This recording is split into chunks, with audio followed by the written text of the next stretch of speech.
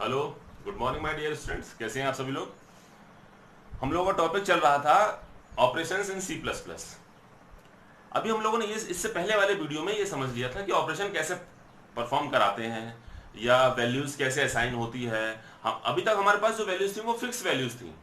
हमें पहले से पता था कि ये वैल्यूज हैं और वो वैल्यूज हमने असाइन कराई, उन पे ऑपरेशन परफॉर्म करा दिया।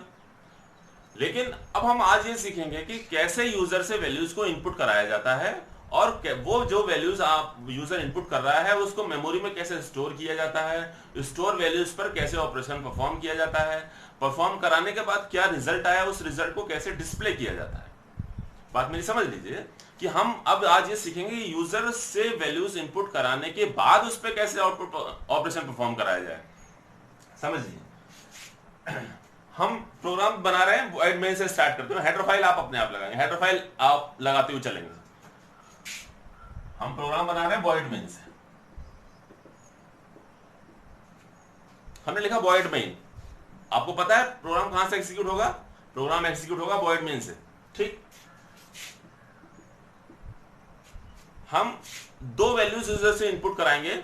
जो भी यूजर दो वैल्यूज देगा उस पर एडिशन ऑपरेशन परफॉर्म कराएंगे।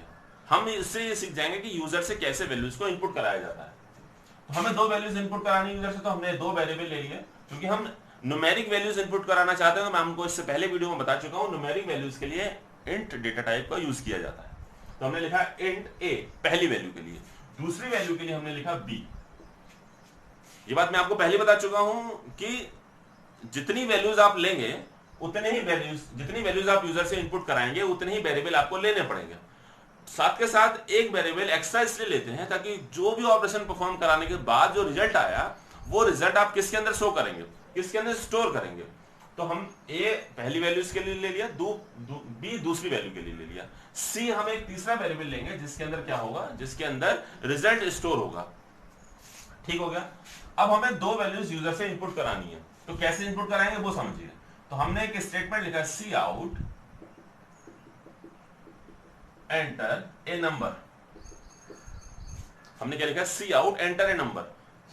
ठीक, अब जैसे ये बात मैं आपको पहले बता चुका हूं कि सी आउट क्या काम करता है, आउटपुट स्क्रीन पे एक मैसेज डिस्प्ले कराने का काम करेगा। यानी जैसे आप इसको एग्जीक्यूट कराएंगे तो आपका आउटपुट स्क्रीन पे एक मैसेज आएगा एंटर ए नंबर। यानी यूजर को उस आउटपुट स्क्रीन को देख के ये पता लगेगा कि हमें एक नंबर इनपुट कराना है। तो वो कोई भी नंबर अपनी मर्जी से इनपुट करेगा। इनपुट कराने के बाद जो भी नंबर यूजर ने इनपुट किया है वो नंबर हमें इनमें से किसी वेरिएबल के अंदर स्टोर कराना होगा। तो कैसे स्टोर कराएंगे? हम स्टोर कराएंगे सी इन। क्लियर हो गए?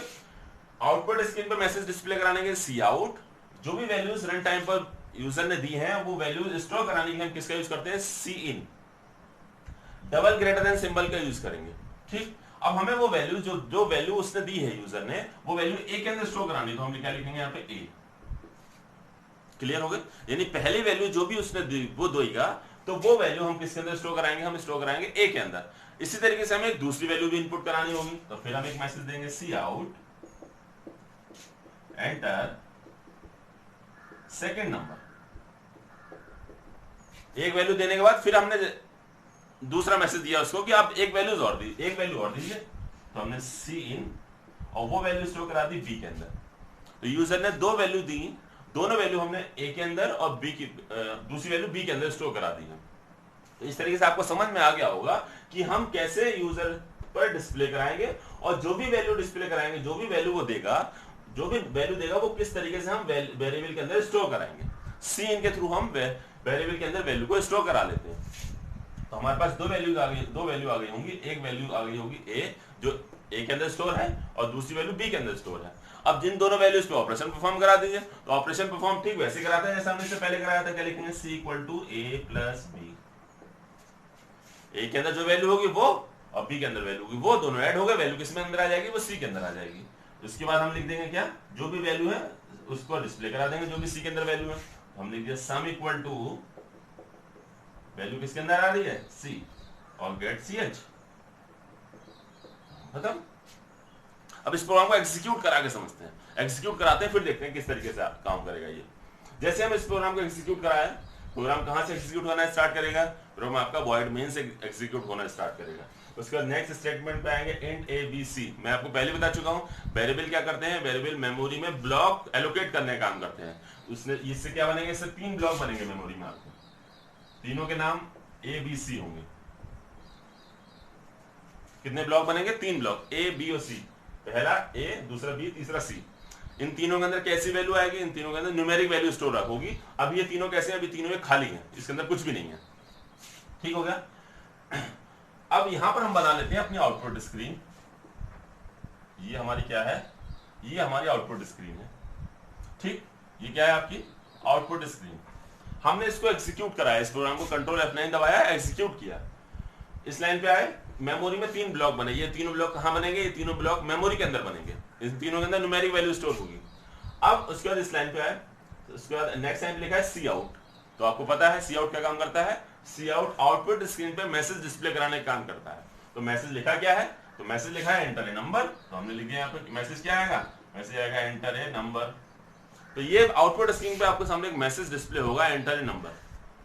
इस मैसेज को देख के आपको क्या पता लगेगा कि ये यूजर से कोई नंबर इनपुट कराना चाहता है। तो मान लीजिए मैंने नंबर दिया 4, कोई भी नंबर आपने अपनी मर्जी से कोई भी नंबर दे सकते हैं। तो मैंने दिया 4। तो अब कंपाइलर क्या करेगा, इस 4 को रीड करेगा और नेक्स्ट लाइन पर जैसे आएंगे तो नेक्स्ट लाइन पे क्या लिखा है, जो भी नंबर आपने दिया हुआ है, जैसे 4 दिया है तो 4 किसके अंदर स्टोर हो जाएगा, 4 इस लाइन से क्या होगा, 4 ए के अंदर स्टोर हो जाएगा। तो सीन क्या काम करेगा, जो भी रन टाइम पर वैल्यू आपने दी है वो किसके अंदर स्टोर कर देगा, वो ए के अंदर स्टोर कर देगा। यानी ए की वैल्यू क्या हो जाएगी आपकी, ए की वैल्यू हो जाएगी 4। क्लियर। उसके बाद ये हो गया। उसके बाद नेक्स्ट स्टेटमेंट पे आएंगे। नेक्स्ट स्टेटमेंट क्या लिखा है, सी आउट एंटर सेकंड नंबर। तो ठीक वैसे ही मैसेज आ जाएगा क्या, एंटर सेकंड नंबर। ये सब चीजें आपको प्रैक्टिकली करके देखनी है। जब आप प्रैक्टिकली इसको करके देखेंगे तो आपको और अच्छे से समझ में आएगा। मैं इनका प्रैक्टिकल सेशन भी अपलोड करूंगा। अभी आप समझिए कि कैसे कंप्यूटर या कंपाइलर इसको एग्जीक्यूट कर रहा है, आउटपुट आ कैसे रहा है। Enter second number. अब कोई भी नंबर दिया, मान लो आपने दिया नंबर 5, कोई भी नंबर अपनी मर्जी से दे दिया आपने। अब नेक्स्ट लाइन पे आए, नेक्स्ट लाइन पे सीन क्या काम करेगा, जो भी नंबर एंड टाइम पर आपने दिया है वो नंबर किसके अंदर स्टोर कर देगा, वो बी के अंदर स्टोर कर देगा। जो भी वेरिएबल नेम आपने यहाँ दिया है, हमने नेक्स्ट नंबर क्या दिया था 5, तो 5 किसके अंदर स्टोर हो जाएगा, 5 स्टोर हो जाएगा किसके अंदर, बी के अंदर। तो बी के अंदर क्या वैल्यू आ गई, बी के अंदर वैल्यू आ गई 5। उसके बाद नेक्स्ट स्टेटमेंट क्या लिखा है, नेक्स्ट स्टेटमेंट लिखा है C equal to A plus B, यानी ए और बी का एडिशन हुआ तो 4 प्लस 5 हुआ यानी 9। 9 किसके अंदर आ गया, सी के अंदर आ गया। तो सी क्या वैल्यू हो गई आपकी 9। ठीक हो गया।